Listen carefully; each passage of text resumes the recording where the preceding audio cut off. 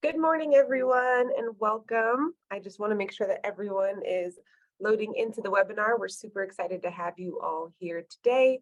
My name is Mintis, and welcome to How RevOps Will Take the Driver's Seat in Company Growth.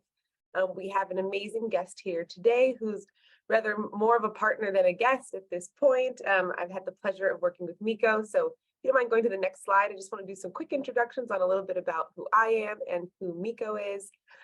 As I mentioned, my name is Mintis Hankerson, and I am the Director of Demand Strategy here at HubSpot. I work alongside with RevOps and marketing and our sales teams to make sure that we have all of the right systems, data, and decisions in place to make sure that we have enough customer engagement. And I wanted to just kick it over to Mikko, who is the co-founder of Vainu, and I'm super excited here. We work very closely at this point together. I feel like you work here at HubSpot, Mikko, and I'm super excited to speak with you all the time. But let's just dig into a little bit about what we're going to learn today, and then I'm happy to kick it over to Mikko. I know it's Q4, everyone's busy, so we hope to not take too much of your time and just deliver some value today. But we hope that today you walk away with an understanding of why RevOps is the hot new role in B2B SaaS and why they are the new buyer. We also want to talk about how to apply revenue marketing and revenue ops to your teams in your organizations. And we're going to dig into a little bit of what are the latest go-to-market trends. Hopefully that gives you a little bit of a boost for your upcoming Q1 pipeline or a strong Q4 finish. And then last but not least, how does data help sales and marketing leaders? I think we're going through quite a bit now in the industry across the board on what role does data play. So we're going to talk a little bit about that. And then at the end, we'll wrap up with the Q&A session, as we would love to hear from all of you and see if there's anything we can talk to you about. So without further ado, I will kick it over to Mikko to get started. And please don't hold back questions. We will answer them at the end. And we're super excited to hear from you. Thanks. Thanks, Mintis. Yeah, and good morning or good afternoon. Also from my behalf. So I'll start by focusing on this first bullet, why RevOps is the new hot role in B2B SaaS. But before jumping into that, Mintis, if people want to ask questions, should they use chat or the Q&A part of Zoom, or does it matter? Please use the Q&A section for all of your questions, please. Sounds good. But all right, so I'll talk about RevOps a little bit and what I've seen. It's good to keep in mind that I've just been interviewing RevOps people lately, and Mintis is the one who's actually working in RevOps. But since we released at Vainu, we released a global company database a few months ago, and when we started analyzing the first users, we started to realize that there's plenty of people who have a title, something related to revenue operations. And I think in the US, it's already well known. Lots of, especially B2B SaaS companies, they have their RevOps teams in place. And now we're starting to see the same in Europe. So then I felt that I want to understand more about this new team and new department.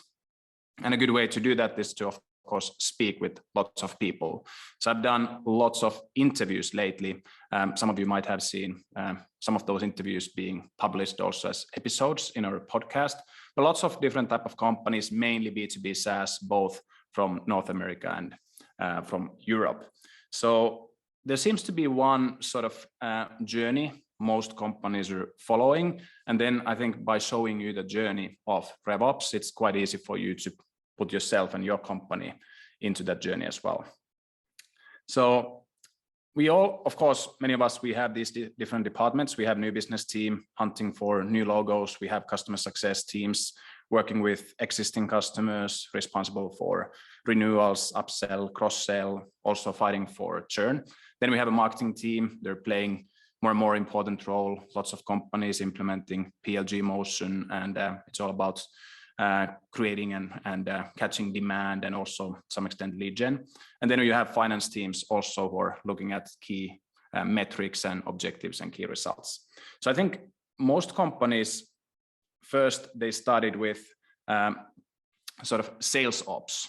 So typically they realize that they need someone who is looking after the CRM usage, who's doing lots of analysis when it comes to ICP and what type of companies they should sell to. Typically, a person in sales ops had a background, maybe a super strong SDR, maybe a strong account executive, somebody who was good with numbers, good with CRM, and then that person got promoted to be the first sales ops person. And then same thing happened in finance. So there's lots of metrics, lots of SaaS KPIs. So you needed someone also on the finance side who will do all the analysis and calculate and report numbers back to CFO. But it wasn't only new business and finance. Typically, the third one is often marketing. And I think in many marketing teams, there's actually been someone working with marketing ops quite some time. The title is just a little bit different, maybe growth marketeer or something like that. And they have been analyzing, of course, when you, for example, implement product-led growth motion, you need to focus on sources of traffic, you need to understand attribution, and there's plenty of things to analyze and also plenty of technologies that you can use. And then finally, also customer success people, they have realized that when marketing is having their ops, new business people, they're having their ops people, finance is having ops, they also felt that, hey, we also need someone who's segmenting the client base, doing lots of analysis on churn prediction, for example, identifying upsell and cross-sell opportunities. And this is sort of the journey we see lots of SaaS companies go through. They start with sales ops and finance ops, then they implement marketing ops, and then finally CS ops. And I think what's the outcome of this journey is that you end up having lots of people in ops, but they're a little bit siloed. So it's something that we could call siloed ops. You have ops people in place, but they're typically reporting to their own department head. So sales ops may be reporting to VP sales, CS ops reporting to head of customer success, and so on. But I think this one is now changing, and we have seen it already for quite a few companies, and many others are following. So the new reality seems to be that these individuals are forming a new team, and very often that team is revenue operations. Sometimes it's called strategy and operations, so there's plenty of different names, but at least in my books, based on those interviews, it's really revenue ops, and they have plenty of responsibilities. So they focus on not only the sales playbook or the customer journey playbook, they focus on the entire customer journey, all the processes and playbooks in that journey. Also, they play a key role when it comes to tools and technologies, what tools they use, how they implement them. They often also act as main users for many of those go-to-market technologies. Surprisingly, many individuals, especially the ones who are running RevOps teams, they seem to have a background in data, in analytics, and that's why also data plays a key role in RevOps. You want to have that single source of truth when it comes to customer data, for example. And also, of course, they help the company, they help the executive team with metrics and KPIs and create plans how to optimize them and really making sure that the company hits objectives and key results. A few more slides before I start asking questions from Mintis and how these things are being done at HubSpot. But I think this also has actually an impact on all of you who are providing services for these departments, especially software services.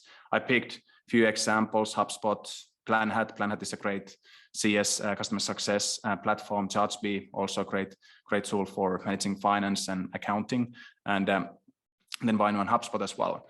So historically, I think Vainu, for example, we've been approaching lots of sales department. PlanHat most likely has been speaking with CS teams quite a bit. HubSpot at least started in a way that it was a tool for marketing directors, and then ChargeBee, maybe they spoke with CFOs and head of finance.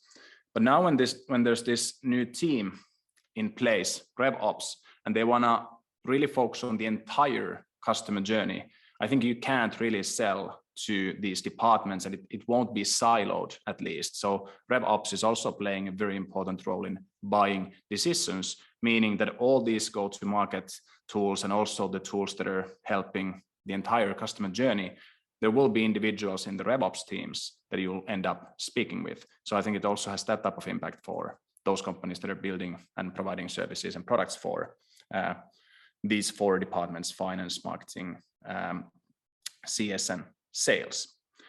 But then if we go back to the original agenda, so that's the short history of RevOps, and we feel that it's rising, especially among B2B SaaS.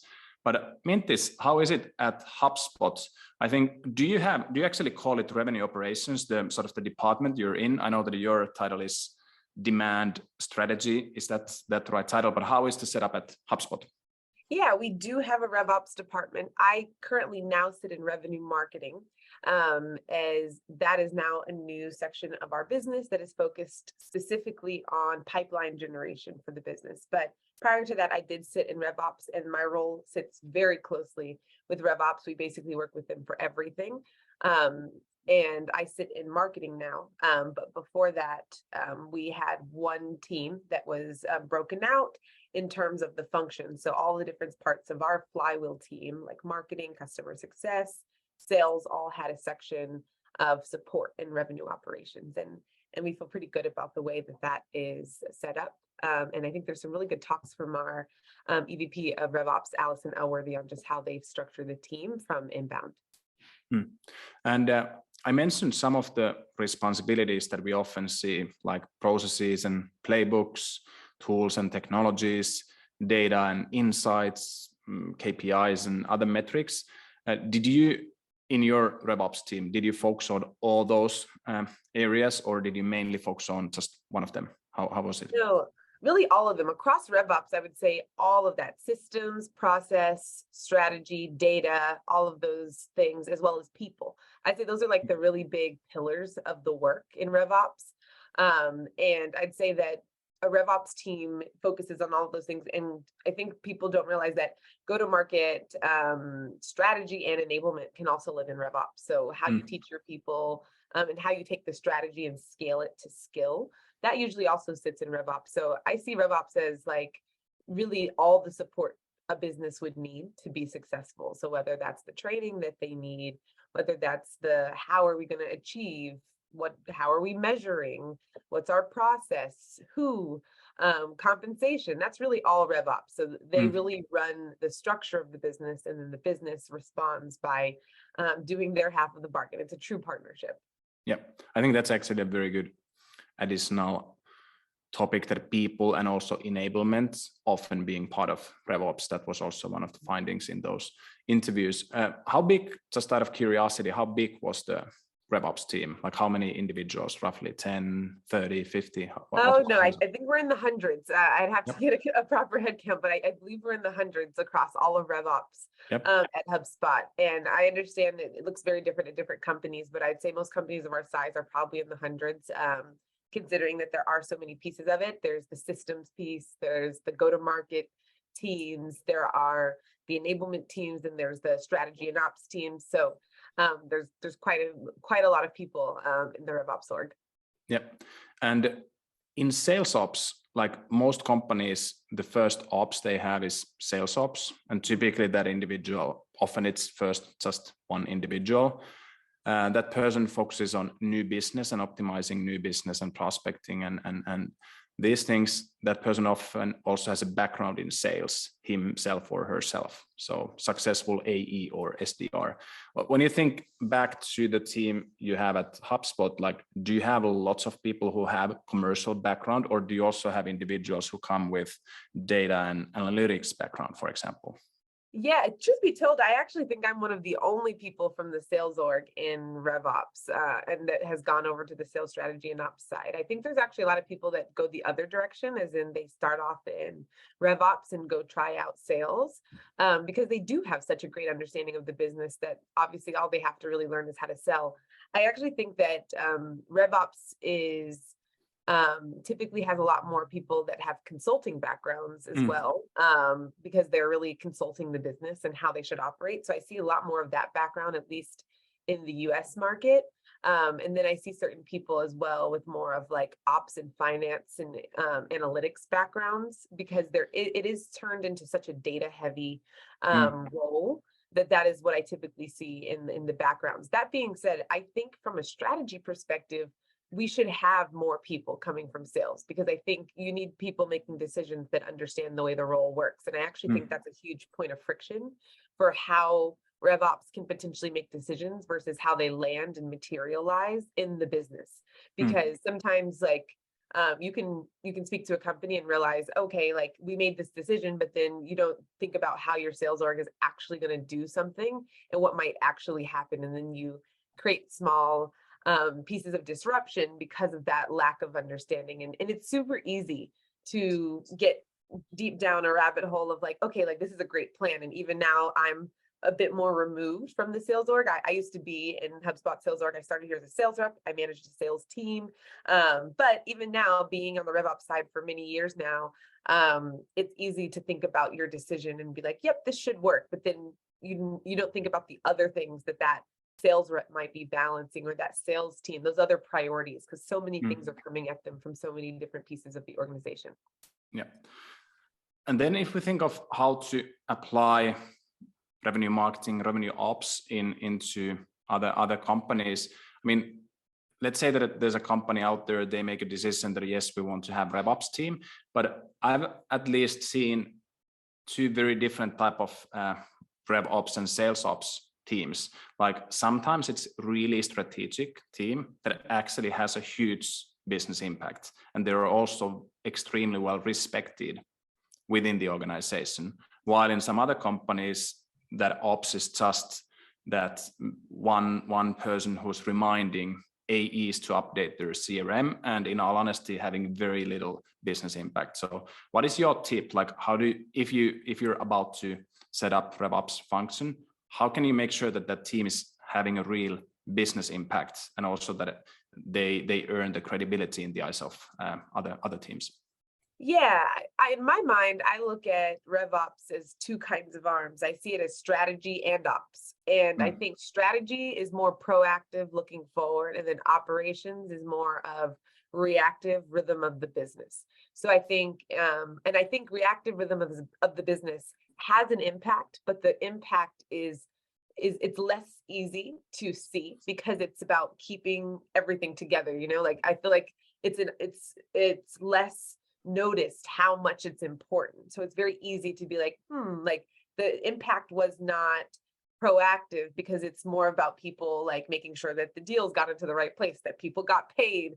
And like, it's really easy to take that for granted because no one sees that it didn't happen because it happened.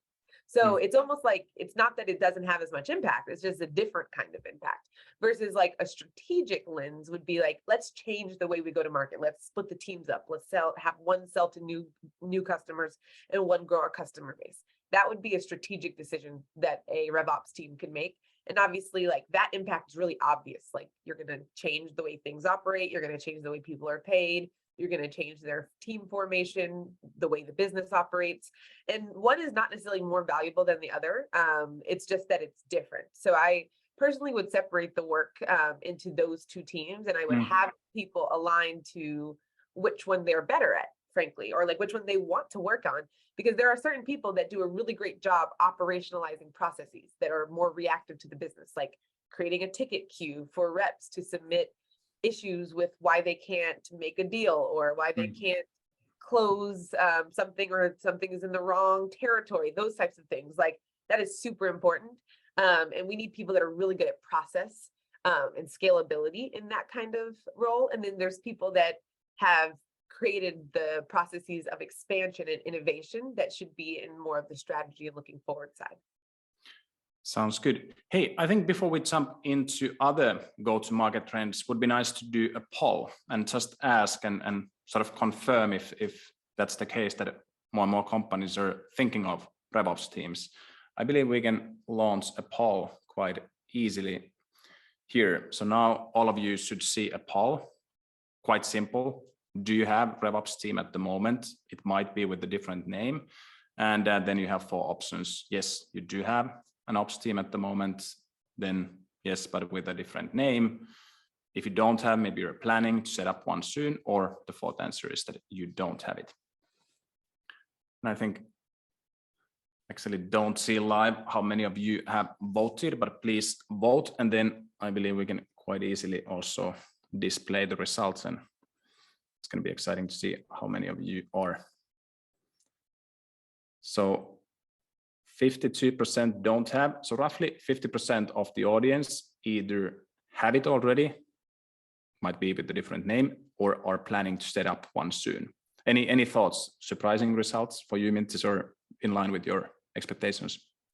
Say in line with expectations, because I do know that the audience at HubSpot and our customer base from a headcount perspective is typically in the small business space. And I know that some small businesses, they operate very lean, and RevOps is something that I think is a very necessary priority. But when teams operate lean, we might find that other people are playing lots of roles. Like you might find that finance is actually bridging in to do some RevOps things. Or they might have one single person who's actually doing like everything that is revenue marketing, revenue ops, enablement. There's all types of things. So I think it doesn't surprise me, but I definitely think that the way we're moving is that it'll be a function even in smaller companies. Sounds good. I suggest that we continue with other go-to-market trends, and we'll talk about them in a bit, and then we jump into concrete use cases, how RevOps team can help business functions to be more effective, especially when it comes to using data and sort of something we call personalization at scale.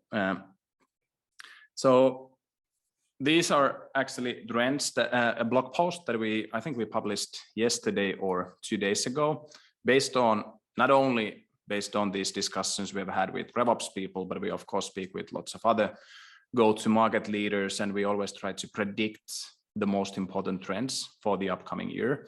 The first one, of course, we just discussed. We believe that there's a big movement from siloed ops to RevOps. Interactive demos, also that you can engage with the product directly on the website without needing a live demo. And when you do a live demo, that it's more interactive and personalized. That's the number 2. Then salespeople need to be domain experts, meaning that because transactional sales will get more and more automated and salesperson is not needed so much. But if you want to add value as a salesperson, you need to become industry expert, domain expert. And I think someone said it in a good way, that if you sell accounting software, it might be that you need to study accounting and not sales to become a good salesperson within that field, so that you are domain expert. Then also the demand gen. I mean, it's been all over LinkedIn lately that demand gen is now the hot thing instead of lead gen. We believe that's going to be the case next year as well, because of macro trends and slowdown in economy. I think more stakeholders, maybe more careful investment decisions, maybe CFO involvement might be one term. And then we also have an concrete example about lookalike audiences, but we believe that they will get really mainstream, and that's partly because RevOps teams they are able to put the data together and create those lookalike audiences. Maybe we could ask first from the audience again. So if we launch a poll and ask if you feel what do you think is the most important trend out of these 6? And of course, you can also leave a comment in chat if you feel that it's something else. But ideally, you pick one of these 6, and then you can also suggest other trends in the chat. We only had 50%, a little bit less than 50% of you answering for the first post. So please be active, pick one of these options, and I think soon we'll be ready to share the results. So what do you think resonates well with you out of these trends?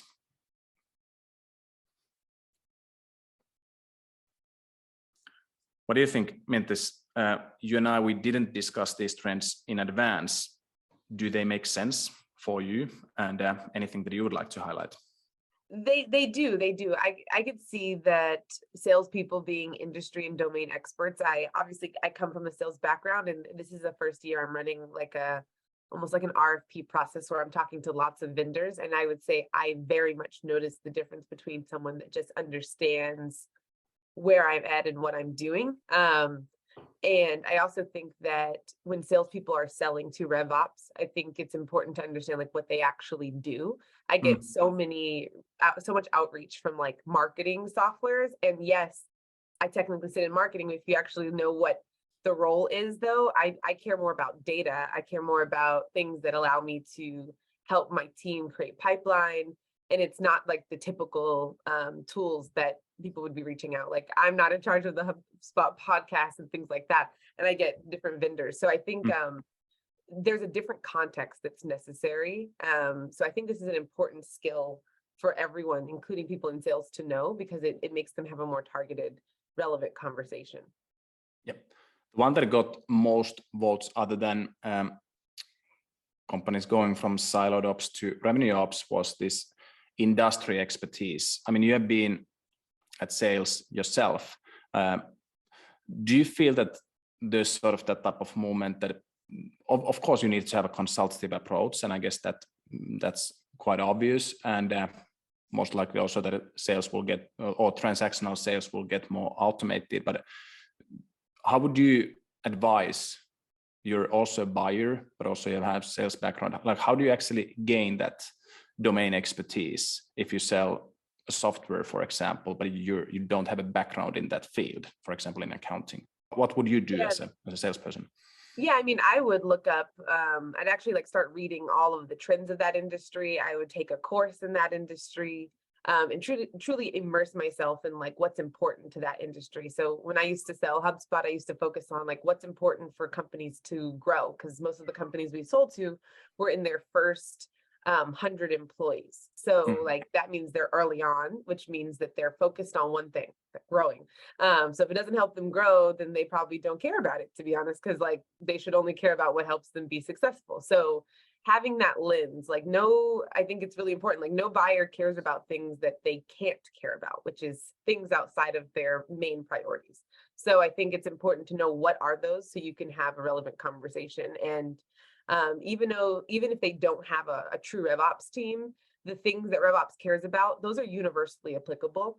Like strategy, process, efficiency, ROI, those are all things that every business cares about, even if they don't have revenue ops, because those are just concepts that revenue ops can focus on.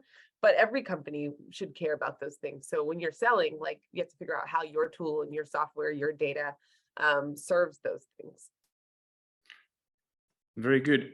Hey, I saw that we have a couple of live questions, so we can take them now before we continue with a couple of concrete examples how you can actually be extremely data-driven and create audiences and target groups in a completely new way.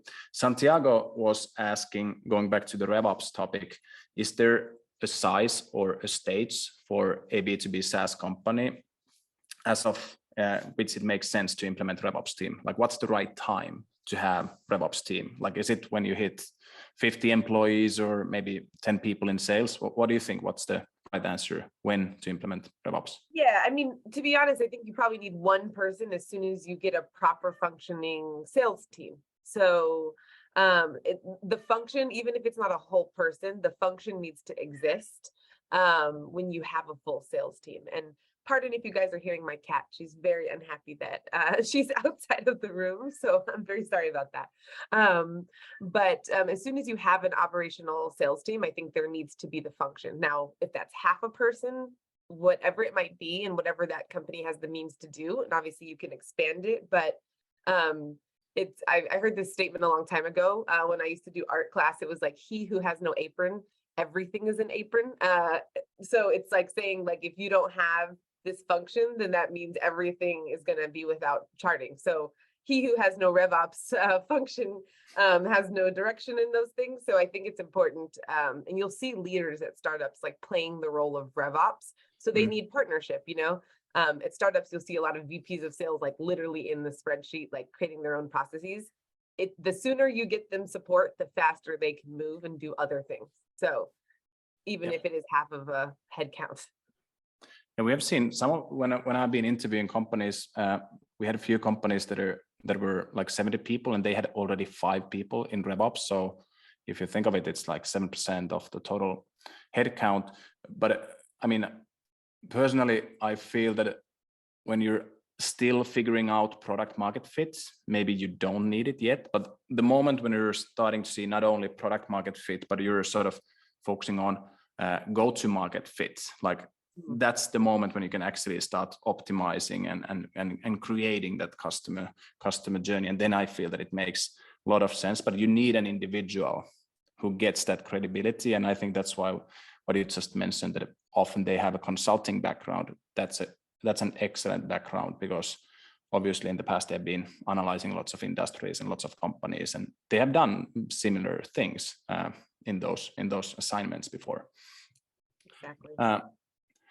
Carlos is asking, how long does it take to see results from RevOps strategy? Really, I think it depends on, I always say, right now, it depends on how fast you can make decisions and how fast you can action. So obviously the bigger a company gets, the longer decisions make, because more people are involved, and then the longer it takes to mobilize change, whether that be across a sales org. If your sales org has thousands of people in it, it's really hard to get them to do something because it takes a lot of people to adopt it. Versus if you have 5 people that need to make that change, and you can make a decision tomorrow, you could see results by the end of the month on whatever that might be. Like, you could say, hey, let's try this persona tomorrow. Let's try selling with this data.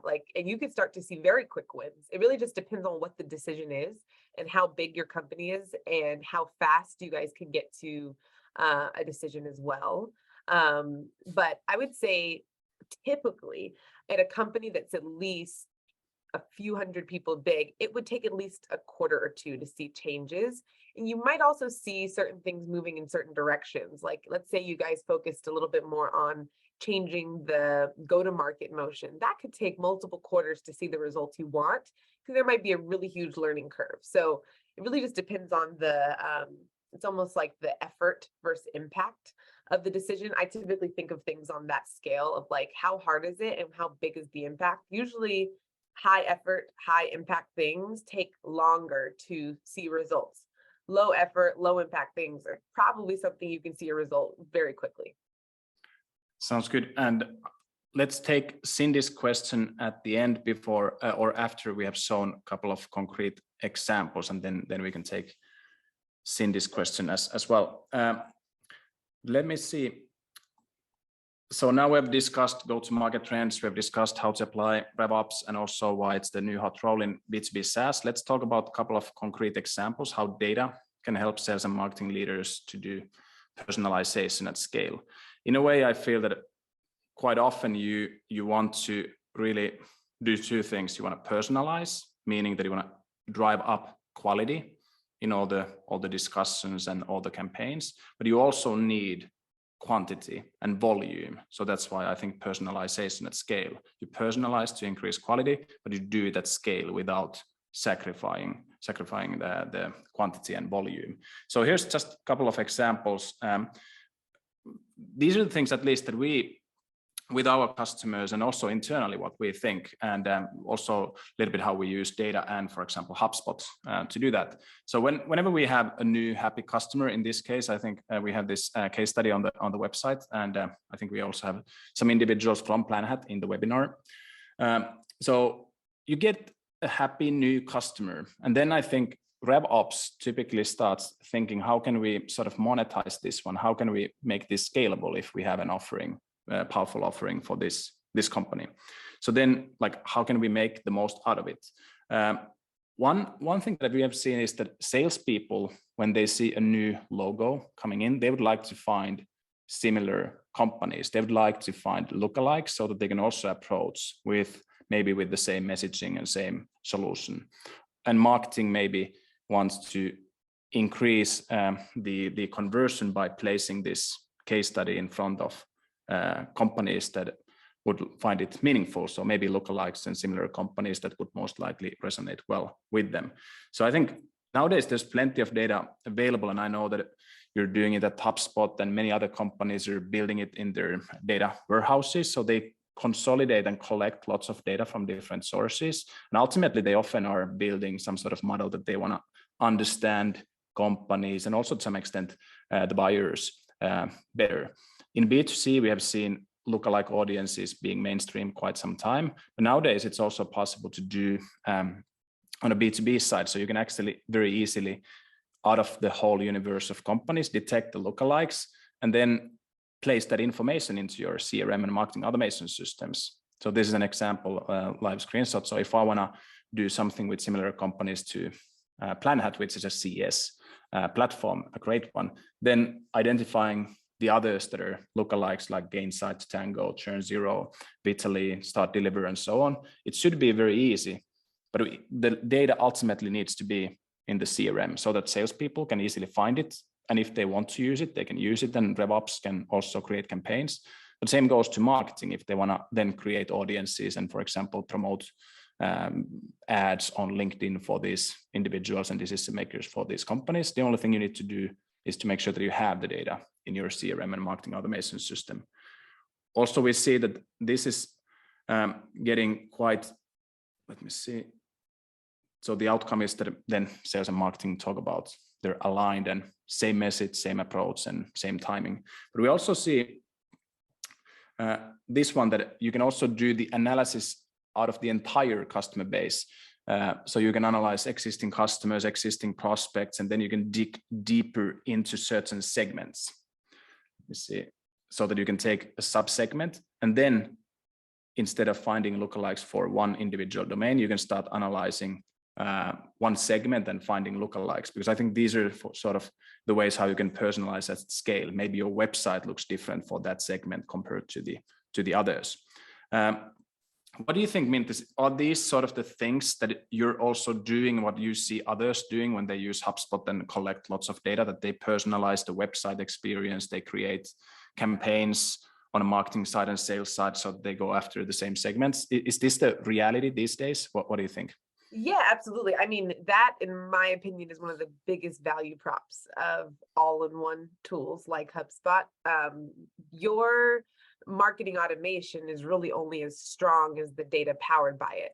Because at the end of the day, you could look at marketing automation as like sending an email one after the other, but like, what makes that email special? What makes that outreach actually useful?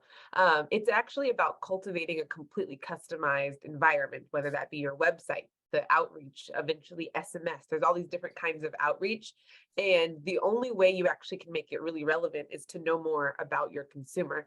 And I think actually in a time like this, people look at data and they think about, oh, like, I want to take data and I just want to reach out to people. Like, and in reality, that's not the way. Like, everyone knows right now, like, in a world of inbound, and how do you make inbound stronger today? It's about having more information to give people the best experience. The more you know, the better you can tailor your experience, whether that be your website, your communications to your buyers and to the people that are going through the experience of interacting with your company. It's so much better when you land on a website and they know it's you and they know that you work at that company. If you're a customer, it's like easier to get help that way. It's much different to have to go through the sales chat versus if you arrive to a website and they know, hey, do you need some help? Like, this is your account. Or if you're inside of your own account, like if you're in your HubSpot account, you can chat and we know that you're in your HubSpot account. We're not going to be like, who are you? Write your email. It's just faster. You want to get an answer faster. And that's really where we're at. And sales and marketing alignment, I think, is huge. I think for a very long time, sales and marketing have been separate.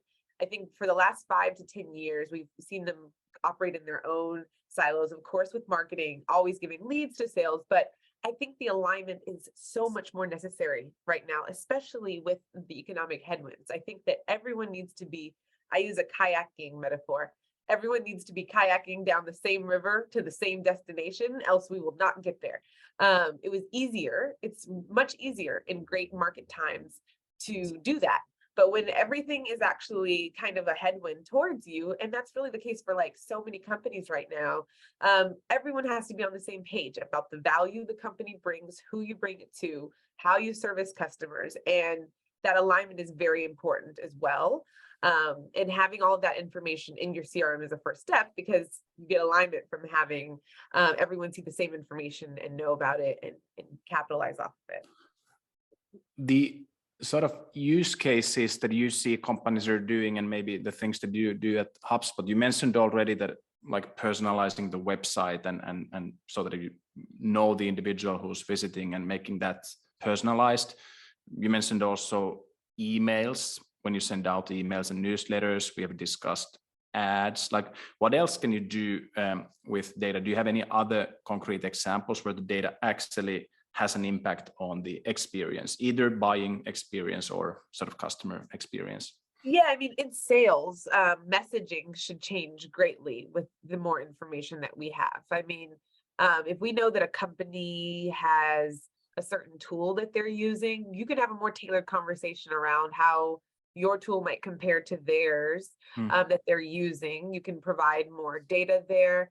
That's one thing. I think the biggest, I come back to it, but the website experience is very huge. I think especially now people are expecting pricing transparency and like to look at the pricing of a tool in some general terms on a website. And I think that even when they're already customers, when there's other tools they could purchase, people like to be able to self-service those tools. And if there's incentives offered for like scalability, for example, like let's say someone is a customer and you offer them 20% off because they are already a customer to buy something else. Like knowing that they're a customer and showing them that pricing is like more efficient than not. So it really goes down to like even the experience of your pricing page to customers versus non-customers, to people from a certain geography. I think localization is very important, especially for companies in the US that are selling internationally and vice versa. Like I definitely can tell you that companies in Europe and versus companies in the US operate very differently, just from like the culture, why they might buy a product, the efficiencies they're looking for. I've noticed like a lot of buyers in Europe, they care a lot about privacy. They care a lot about the security of the product. They care a lot about how it's going to make the lifestyles of their employees better. Versus in the US, of course, they care about security and privacy as well, but there's different laws and there's different stringencies. So there's certain things that different markets care about. So making sure that your website actually shows the things that your market that you are trying to sell to cares about. Because someone in certain geographies might want to see something different based off of what's very important, and also in the language that they operate in. So I think that's really important to know, like the cultural nuance of your markets as well. Very good. We have a little bit more than 5 minutes left because we want to finish 10:02, so that we have a few minutes before the next meeting. We could now take a few more questions. We also have one more poll for you before we wrap it up, but maybe we could take now Cindy's question. Cindy was asking how to implement the strategy in a marketing agency environment, maybe referring to RevOps strategy. Like, does that actually apply to marketing agency, maybe even a HubSpot partner, for example? Yeah, I mean, I do. It definitely, I personally think if you're selling something, it applies. So it might look a bit different. So I'd say that RevOps at the first part is about establishing your services and offerings very clearly. And then I would say thinking about what kind of support mechanisms that your agency needs. Now, it really just depends on the size of your agency. Like agencies that are very large, they operate very similarly, in fact, to SaaS companies when they start to really scale up and people are selling very consistent SKUs. I think agencies can start to offer very customized services, but they also can start to offer the same service and say, like, this is our 3-month package. This is $3,000. This is exactly what you're going to get. And that is when it's very easy to start to operationalize. Now, how I would set this up if I was in an agency is I would focus on what are the needs of my salespeople and how do I get to consistency? And I would actually focus RevOps on scaling sales behavior, because I actually think that the biggest opportunity for agencies is to get more consistency in how they sell and who they sell to and their niche and their success in that niche. And I would make RevOps from like a strategy perspective, really focus on that. Because an agency can really work in lots of different industries. They can work with lots of different companies, but like figuring out where your product market fit is, and it's not your product, you are your product. So where your service market fit is, and then testing that out, focusing on how you better serve that from a strategy perspective. That's what I'd have the strategy arm do. And then the operations arm, I'd focus on how do you more efficiently sell faster and more, and then having them dig into that. So like, where are we falling short on calls? The close rate. I think that in SaaS, it's very easy to look at the unit economics of your sale And in an agency sale, sometimes people don't look at it because conversations are more of the of what's happening, versus if you sell a software, it's easy. It's like you do a discovery call, then you do a demo, and then you do a negotiation. It's very easy to figure out where the drop off is. But for an agency, sometimes it may not be. And I'd say RevOps, the first thing they could do is begin to map out the operational like process of your sales process, because every business, no matter what you sell, needs it. Because that's how you know you're doing a good job or not a great job, or if there's an opportunity to do an even better job, is knowing like what the steps are and what does better look like. So that's kind of what I would do if I was in an agency environment. One quick comment regarding agencies. What I've seen is that because we have lots of HubSpot customers as our customers, and sometimes agencies sort of playing the role of RevOps for those end customers.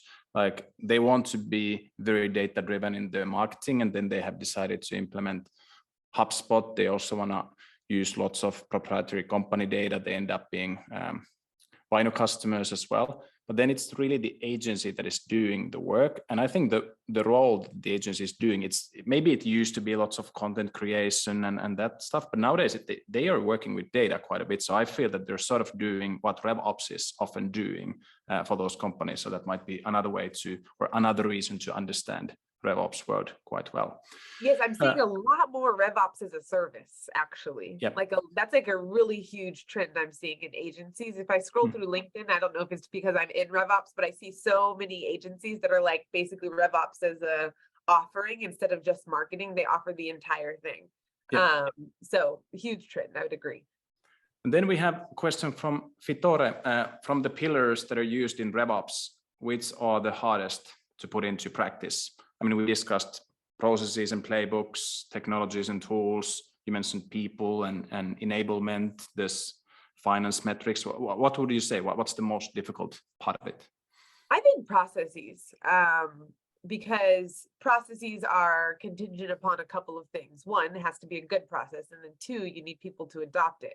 I think adoption, just as a fundamental concept, is typically the biggest headwind you receive. And then which one of the pillars are most vulnerable to it? That would be processes. Because I think everything else, like people, hire great people, you have great people. Data, buy great data, you have great data, or collect great data, or have a good system. Like all of those things will get you good data.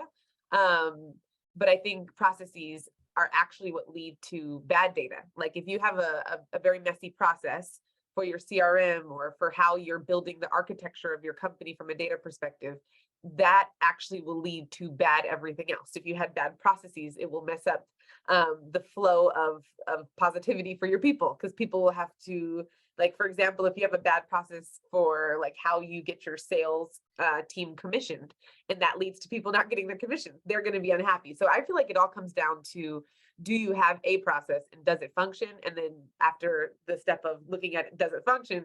Is it a good one? And is it the best one for the size and kind of company it is?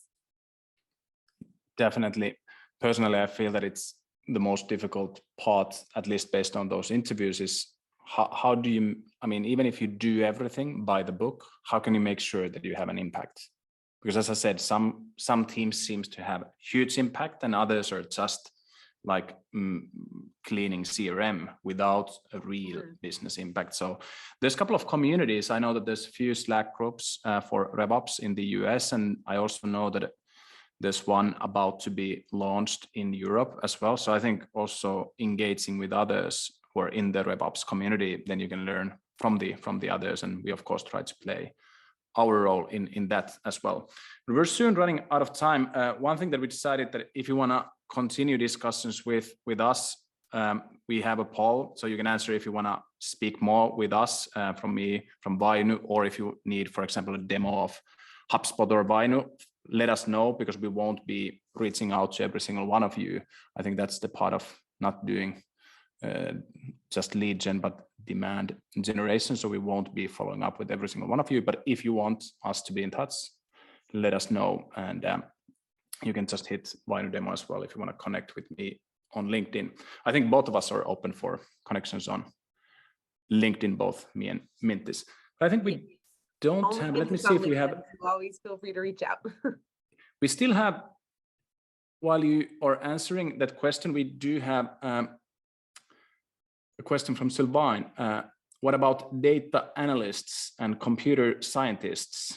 Those of us who are not into marketing but collaborate all the time with the marketing and RevOps people.